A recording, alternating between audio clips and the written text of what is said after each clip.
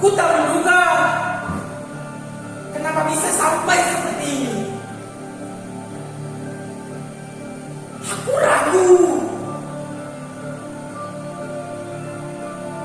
Apakah tindakanku benar? Apakah benar aku memperjuangkan kepentingan orang banyak? Tapi kenapa harus yang dikorbankan? Aku sama sekali tidak ada niat untuk menjerumuskan orang ke dalam masalah.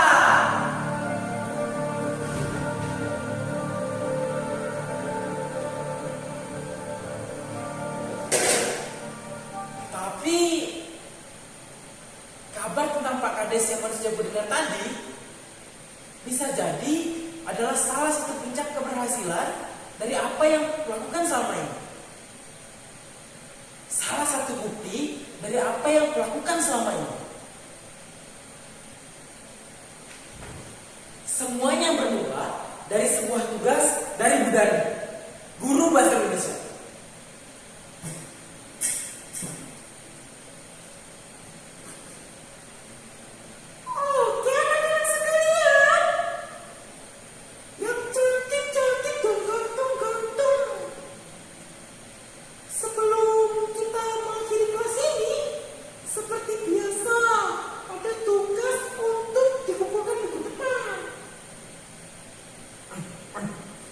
Sesuai dengan materi hari ini, coba kalian buat sebuah karangan tentang hal-hal menarik yang ada di kepentingan kalian. Hal-hal menarik itu boleh apa saja, terserah kalian. Apa yang kalian anggap menarik. Tentang keaslian desa, boleh. Tentang warga berprestasi, boleh. Atau tentang tempat-tempat bersejarah, juga boleh. Boleh juga kalau kalian membuat karangan tentang orang tua kalian. Lalu aku membuat karangan tentang sampah plastik yang ada di desaku. Aku sering membaca artikel tentang masalah ini. Kulihat sampah plastik juga menjadi masalah di desaku. Banyak warga yang punya kebiasaan buruk membuang sampah sembarangan. Sampah tidak dibuang sama sekali. Di pinggir jalan, di got, di sungai, bahkan kebun penuh dengan warna-warni tebaran sampah plastik. Ada segelintir warga yang punya kesadaran membakar sampah plastik, tapi itu bukan tindakan yang baik. Asapnya sangat berbahaya. Pemerintah desa juga tidak mau turun tangan dalam masalah ini.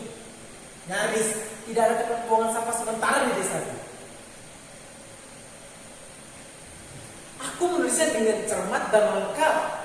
Kulengkapi dengan wawancara dengan beberapa warga desa. Udah ini suka sekali dengan karanganku. Beberapa hari kemudian, iseng-iseng aku kirimkan karanganku ke sebuah portal warga media online. Kulengkapi dengan foto-foto yang dari HP-ku dan mereka memuatnya. Senang sekali rasanya melihat tulisanku muncul di portal itu. Namaku terpampang di sana. Aku jadi senyum-senyum sendiri baca tulisanku. Karena senang, iseng-iseng aku menulis lagi tentang desaku.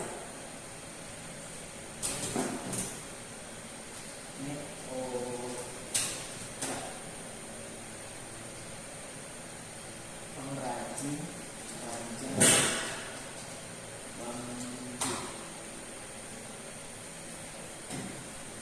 Aku menulis lagi tentang Dauda, seorang nenek 80-an tahun, satu-satunya pengrajin keranjang bambu yang masih ada di desa. Ibuku bilang, dulu di desaku adalah salah satu pusat penghasil keranjang bambu. Tapi pelan-pelan menghilang karena banyak warga desa yang menjual tanah. Kebun bambu pun berubah menjadi petak-petak perumahan. Aku menulisnya dan lagi-lagi dimuat. Senang sekali rasanya. Lama Lama-lama aku jadi ketagihan nulis artikel dan mengirimnya. Ketika itu aku menulis lagi tentang panorama desa. Ada sebuah bukit yang sangat mempesona yang ada di desaku. Masih hijau, luput dari rambahan perumahan. Jika kita naik ke puncaknya, jauh di sebelah utara sana, kita bisa melihat hutan seperti karpet hijau yang tebal. Jauh di barat sana, kita bisa melihat lautan menghampar luas. Di selatan, kita bisa melihat kota dengan garis-garis jalannya. Dan ketika malam hari, kita bisa melihat kota dengan kerlap-kerlip lampunya seperti langit malam penuh bintang. Dan kalau kita menoleh ke arah timur, kita bisa melihat gunung-gunung bertumpuk. Pagi-pagi, kita bisa melihat matahari menyembul di atas sela-sela gunung itu. Aku menulisnya dengan bahasa-bahasa yang indah, mengirimnya, dan dimuat lagi. Gara-gara artikel yang aku tulis, aku melihat bukit menjadi viral. Banyak orang-orang dari kota berdatangan untuk mengunjungi bukit. Mereka memfoto dan menyebarnya di medsos. Dan gara-gara hal itu semakin banyak lagi orang yang datang mengunjungi bukit. Bukit itu menjadi viral dalam skala lokal. Aku jadi senang menulis artikel dan mengirimnya ke berbagai portal media online. Aku tulis tentang hutan lindung, tempat-tempat bersejarah, tentang toleransi beragama, tentang jalan rusak, tentang air bersih, tentang bahaya buruk HP bagi anak-anak di desa, tentang dan banyak lagi. Dan gara-gara hal itu, aku punya cita-cita menjadi seorang wartawan. Ya, seorang juru warta yang tugasnya bukan saja menyebar berita-berita yang benar, tapi juga membela kepentingan banyak orang yang sering dilolehkan oleh banyak pihak, terutama oleh pemerintah. Dan bukan hanya bercita-cita menjadi seorang wartawan, aku juga mengganti namaku sejak saat itu menjadi warta, yang artinya kabar atau berita. Padahal namaku sebenarnya adalah Pendi. Aku juga jadi gemar membaca berita-berita yang notabene serius, yang menjadi bacaan-bacaan orang dewasa. Aku paling senang membaca tentang berita investigasi. Aku melihat dan membayangkan seorang wartawan investigasi kerjanya seperti seorang detektif. Intip sana, mencatat. Intip sini, mencatat. Lalu kesana lagi, mencatat. Kesana lagi, mencatat. Tak lupa, cekrek. Lalu diam-diam mewawancara seorang tokoh yang tidak mau disebutkan namanya. Kami jamin Bapak aman, identitas Bapak kami rahasiakan. Wah, seru sekali. Aku membayangkan pekerjaannya sangat seru. Seorang wartawan investigasi, tapi punya jurus seperti seorang detektif Conan. Gara-gara demen dengan berita-berita investigasi, aku jadi sering menyingkap hal rahasia di balik suatu peristiwa. Nah, aku juga akhirnya menjadi sering curiga dengan hal-hal di sekitarku. Itu pula yang menjadi penyebab kejengkelanku tadi. Gara-gara artikel yang kutulis, banyak warga yang kemudian melakukan penjualan di sekitar bukit dan memunculkan ide dari Pak Kades. Pak Kades berpidato. Bapak-bapak, ibu-ibu, warga yang saya hormati. Hari ini kita semua merasa senang dengan kehadiran bukit ini, yang juga menjadi penghasilan baru bagi seluruh warga desa. Dan tidak hanya itu, yang menggembirakan pula, tahun ini desa kita akan mendapatkan dana pemberdayaan dari pemerintah provinsi sebesar 300 juta. Dan dana ini seluruhnya akan kita alokasikan untuk membangun fasilitas wisata bukit. Kita akan membangun menara pandang agar bisa melihat bukit jauh lebih luas. Kita juga membangun gazebo dan tempat duduk guna menjadi fasilitas yang menunjang. toilet dan wifi gratis juga kita sediakan. Dan untuk menambah pemasukan, kita akan menarik biaya tiket dari wisata bukit. Dan bukit ini akan menjadi ikon desa kita tercinta. Warga bersorak kegirangan. Mereka membayangkan sebuah wisata yang sangat menggiurkan. Warga sudah bisa berjualan dan akhirnya mendapatkan hal yang menambah ekonomi mereka. Tapi aku dan beberapa remaja di Karang Taruna kurang setuju dengan idenya Pak Kades. Kami tahu tentang dana pemberdayaan itu, dan melalui Karang Taruna kami mengusulkan untuk membangun tempat pengolahan sampah. Nah, karena menurut kami tempat pengolahan sampah jauh lebih urgent dibanding tempat wisata. Karena yang seperti ini tidak akan bertahan lama. Paling juga setahun. Setelah itu sepi dan kembali menjadi semabukan.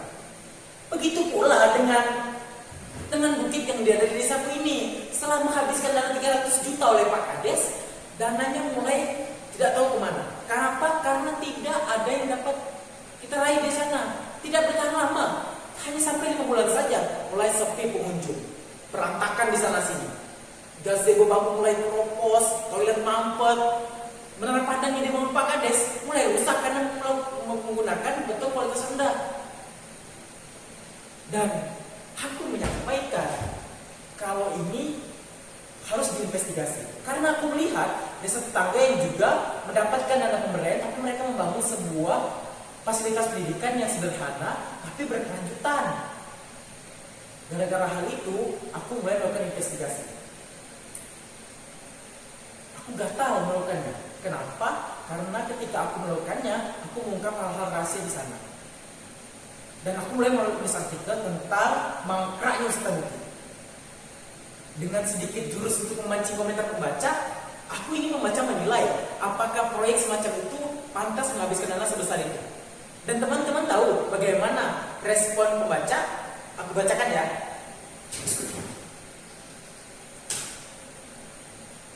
Wisata Instagram tidak akan bertahan lama. Namanya kayak kena merpati. Usut saja. Pak Gubernur, coba cek dana laporan pendanaannya. Dan banyak dari komentar yang menganggap bahwa proyek itu tidak layak menghabiskan dana sebesar itu. Dan mulailah banyak wartawan berdatangan ke desa untuk mencari informasi dan menuliskan laporan. Kasakusuk tentang Pak Kades korupsi mulai terdengar, terutama oleh para warga.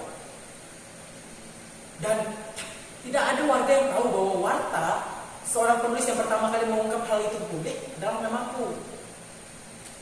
Dan aku juga tidak hirau dengan masalah itu. Dan seperti biasa, kehebohan yang viral di medsos selalu saja kurang.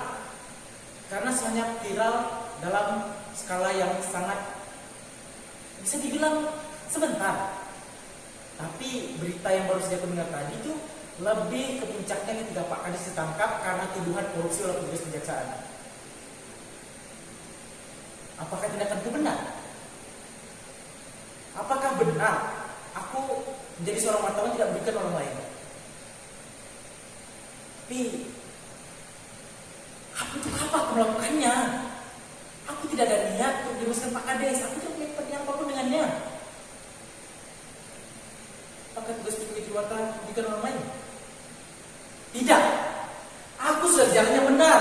Aku telah memperjuangkan kepentingan orang banyak. Aku sudah teguhkan diri untuk menjadi seorang wartawan. Aku akan menjadi seorang juru warta.